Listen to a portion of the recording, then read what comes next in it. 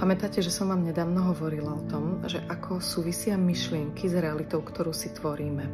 A že to súvisí s emóciami. A chcem vám k tomu povedať ešte, že ma napadol taký typ, respektíve ja som vám ho už spomínala, napadlo ma ho ešte obnoviť alebo zopakovať. A to ten typ, že takisto s jedlom súvisí emócia, ktorú do neho vkladáte. Preskočím teraz inak. Predstav si, že sa robili výskumy, kedy sa voda kódovala povedzme láskou a poliali sa kvetiny neutrálne a kódovala sa nenávisťou alebo nejakými negatívnymi emóciami a poliali sa kvetiny. A hádaj, ktoré kvetiny najviac prosperovali.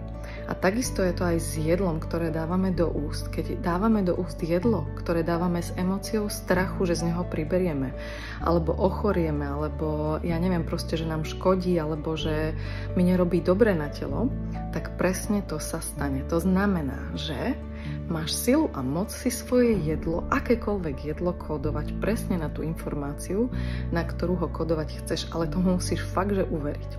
Musíš tam tú emóciu tej dôvery v tom mať. Takže sa ti stane niekedy, že nemôžeš mať úplne zdravé jedlo, sú tam na výber hranolky, hamburger, neviem čo, tak proste nerieš, lebo nemusíš uveriť len tomu konceptu, že nezdravé jedlo rovná sa nezdravé telo, ale ty si ešte silnejší a všemohúcnejší, pretože si to jedlo môžeš prekódovať na tebe prospešné. Vyskúšaj a daj mi vedieť, ako ti to funguje.